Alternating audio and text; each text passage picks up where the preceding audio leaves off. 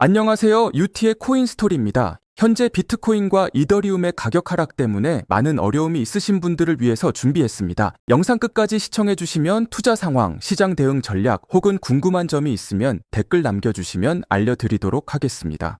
오늘은 직접 구독자님과 통화한 내용입니다. 네, 지금 통화 연결돼 있죠. 안녕하세요. 사연 보내주신 이도희님. 네. 안녕하세요. 유티님. 네, 반갑습니다. 사연에서 보니까 이번에 리플이랑 솔라나 ETF 승인을 보고 꽤 큰 금액을 매수하셨다고 적어주셨더라고요. 혹시 직접 한 번만 얘기해 주시겠어요? 어떤 마음으로 들어가신 건지. 솔직히 말씀드리면 이번이 마지막 기회라고 생각했어요. 회사 생활도 너무 힘들고 몇 년 동안 모은 돈 있길래 이 정도는 한번 걸어봐도 되지 않나 싶었습니다. 근데 ETF가 승인됐는데 가격이 생각보다 안 오르니까 지금은 밤에 잠이 잘 안 와요. 제가 완전 잘못 들어간 걸까요? 좋습니다. 지금 이야기 들으신 분들 중에 비슷한 마음이신 분들 정말 많을 것 같아요. 이도희님 이야기 지금부터 하나씩 같이 풀어보겠습니다. 오늘 사연은 ETF 승인을 보고 이번이 마지막 기회다라고 생각했던 이도희님의 이야기입니다. 리플, 솔라나 같은 코인들이 ETF 승인 뉴스가 터질 때마다 기사로는 난리가 나죠. 단어만 들어도 우리는 자동으로 머릿속에 수직 상승 차트를 떠올립니다. 그래서 ETF를 보고 인생을 걸어버린 분들 생각보다 진짜 많습니다. 근데 문제는 현실 차트는 우리가 상상한 것처럼 바로 수직으로 폭발하지 않는다는 겁니다. 그래서 오늘은 저 이도희님이 정말 잘못 들어간 건지, 시간 문제라는 말이 그냥 위로인지, 그리고 지금 시점에서 무엇을 해야 하는지, 이 세 가지를 차트, ETF 구조, 온체인, 그리고 투자 심리까지 전부 한 번에 묶어서 정리해 드리겠습니다. 일단 이도희님 사연을 조금 더 들여다볼게요. 이도희님은 직장 생활을 하면서 몇 년 동안 조금씩 모아온 돈이 있었죠. 처음에는 은행 적금, 그 다음엔 미국 주식도 조금 하다가 주변에서 이렇게 말합니다. 야, 리플 솔라나 ETF 뜬대? 이건 진짜 판이 달라지는 급이다. 뉴스도 찾아보고 유튜브도 보고 트위터에서도 다들 난리입니다. 그때부터 머릿속에 이런 생각이 들어요. 내 인생에 이런 기회가 한 번 더 올까? 그러면서 이번 한 번쯤은 크게 걸어봐도 되지 않나? 이 생각이 조금씩 커집니다. 처음에는 30%만 넣어보려 했는데 뉴스 하나 더 보고 차트 조금 더 보고 이건 진짜다 싶어서 결국 비중을 70%, 80%까지 늘렸을 수도 있습니다. 그리고 이도희님이 딱 이 지점에서 가장 크게 기대한 것은 사실 ETF가 아니라 빠른 상승입니다. 이 공식이 머릿속에 너무 강하게 박혀 있었던 거죠. 그래서 ETF가 승인되고 시장이 와 할 때 가격이 안 오르니까 사연자님 머릿속에서는 이런 생각들이 폭발합니다. 나만 바보 된 거 아니야? 내가 고점 잡은 건가? 지금이라도 손절하고 나와야 되나? 이도희님, 지금 이 감정은 정말 너무나 자연스러운 겁니다. 이건 멘탈이 약한 사람만 느끼는 게 아니라 누구라도 같은 상황이면 느끼는 감정이에요. 자, 이제 감정을 조금 내려놓고 데이터와 구조로 보겠습니다. 우리가 보통 ETF 뉴스를 보면 머릿속에 떠올리는 즉시 급등이에요. 근데 실제 시장은 이런 패턴이 많았습니다. 비트코인 ETF, 이더리움 ETF 둘 다 공통점이 있어요. 기사 뉴스 유튜브는 역대급 호재라고 했습니다. 근데 바로 폭발하지 않고 첫날 조금 움직이고 그 다음 조용해지고 몇 주 몇 달 동안 압축 구간을 만든 다음 그때부터 시장이 본격적으로 방향을 냅니다. 즉 ETF는 불꽃놀이가 아니라 구조 변경입니다. 리플이랑 솔라나도 마찬가지입니다. ETF가 승인된다는 건 오늘 당장 2배, 3배 간다는 뜻이 아니라 이 자산은 기관 자금들이 진입할 수 있는 길이 열렸다. 이제부터 이 코인을 투자 자산으로 인식하기 시작했다. 는 의미에 더 가까워요. 그럼 왜 지금 안 오르느냐?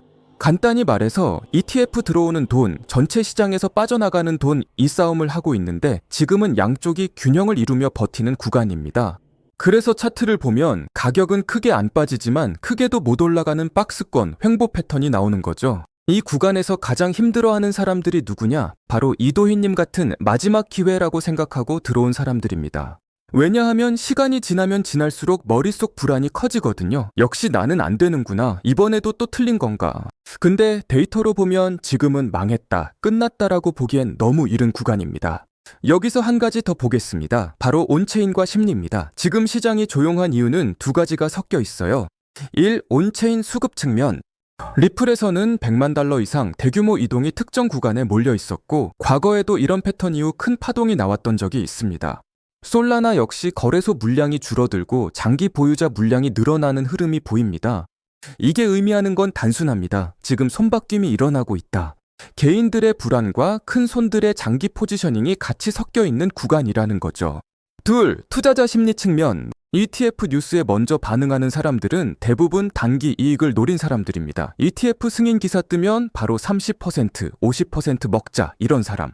그리고 이도희님처럼 이번 한 번에 인생 걸어보자는 사람도 있어요. 근데 진짜로 시장을 움직이는 세력, 기관, 장기 자금들은 우리가 뉴스 보는 타이밍이랑 다릅니다. ETF 기사 나오기 전부터 준비했고 ETF 이슈가 식은 뒤에도 조용히 물량을 모으거나 자신들이 원하는 레벨에 올 때까지 천천히 움직입니다. 그래서 지금처럼 ETF가 나왔는데도 조용한 시기에는 겉으로 보기엔 끝난 시장처럼 보이지만 속으로는 포지션 정리 플러스 재배치가 아주 활발하게 일어납니다. 이걸 한 줄로 정리하면 지금의 조용함이 실패가 아니라 다음 파동을 준비하는 단계일 수 있다라는 겁니다.